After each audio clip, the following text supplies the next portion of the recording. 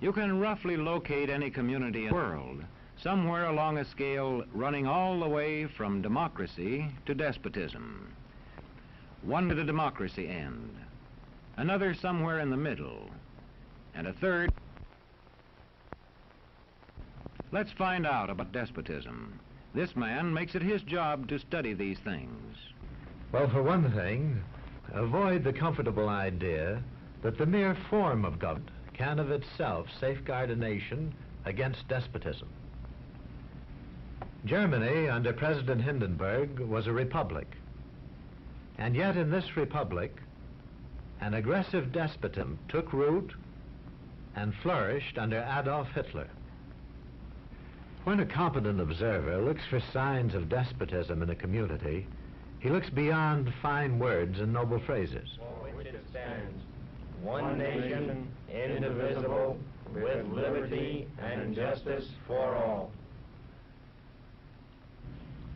Many observers have found that two workable yardsticks help in discovering how near a community is to despotism: the respect scale and the power scale. A careful observer can use a respect scale to find how many citizens get an even break. As a community moves towards despotism, respect is restricted to fewer people. A community is low on a respect scale if common courtesy is withheld from large groups of people on account of their political attitudes. If people are rude to others because they think their wealth and position gives them that right, or because they don't like a man's race or his religion.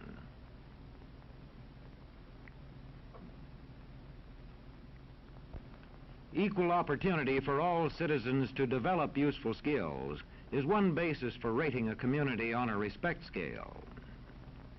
The opportunity to develop useful skills is important, but not enough. The equally important opportunity to put skills to use is a further test on a respect scale.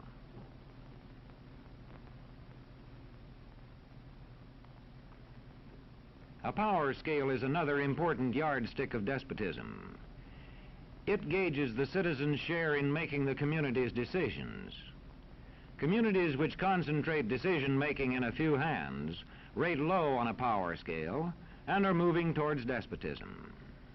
Like France under the Bourbon kings, one of whom said, "The state, I am the state." Today, democracy can ebb away in communities whose citizens allow power to become concentrated in the hands of bosses. What I say goes, see? I'm the law around here. The test of despotic power is that it can disregard the will of the people.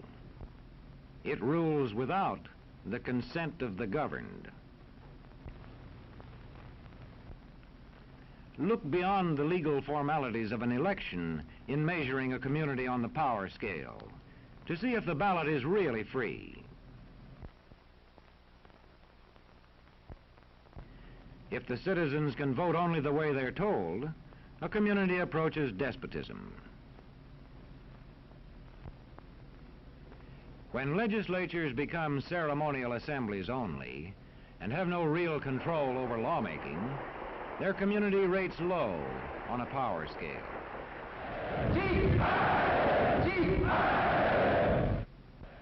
In a downright despotism, opposition is dangerous, whether the despotism is official or whether it is unofficial.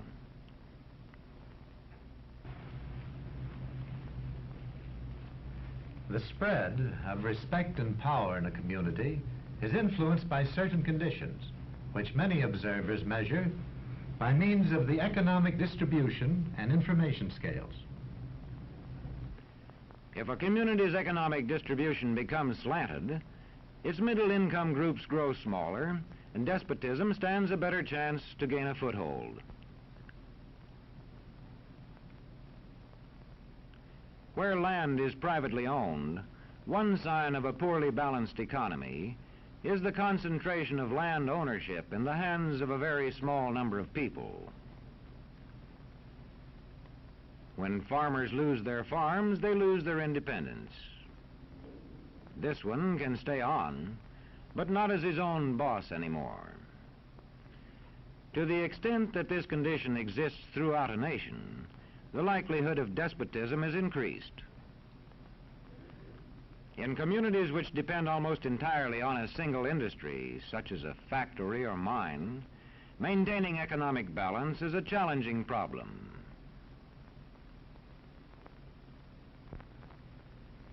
If this condition exists over the nation as a whole, so that the control of jobs and business opportunities is in a few hands, despotism stands a good chance.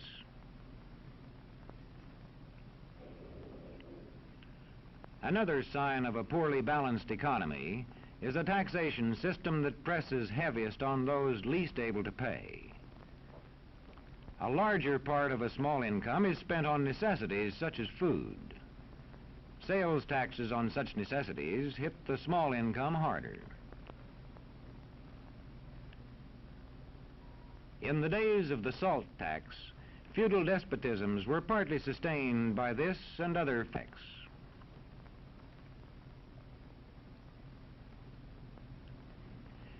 A community rates low on an information scale when the press, radio, and other channels of communication are controlled by only a few people, and when citizens have to accept what they are told.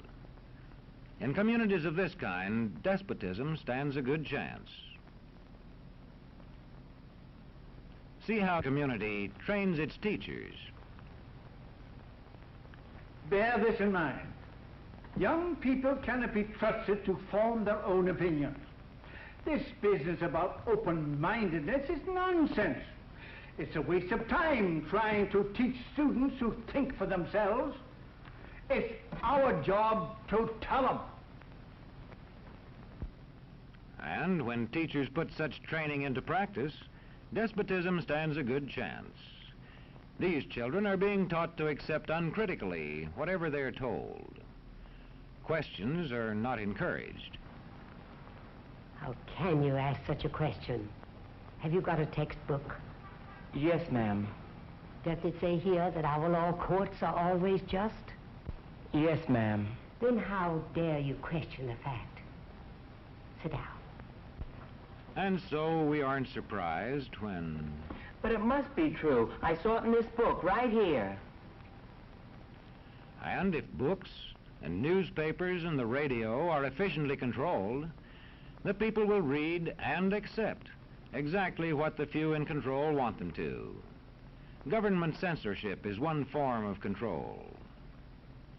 A newspaper which breaks a government censorship rule can be suspended.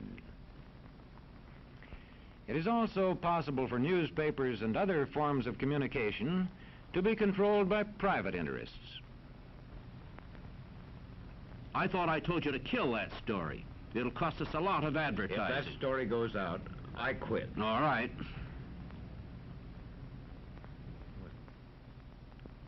What sort of community do you live in? Where would you place it on a democracy-despotism scale? To find out, you can rate it on a respect scale and a power scale. And to find out what way it is likely to go in the future, you can rate it on economic distribution and information scales. The lower your community rates on economic distribution and information scales, the lower it is likely to rate on respect and power scales, and thus to approach despotism.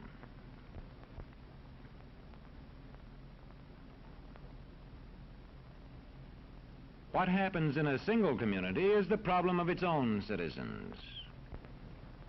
But it is also the problem of us all, because as communities go, so goes the nation.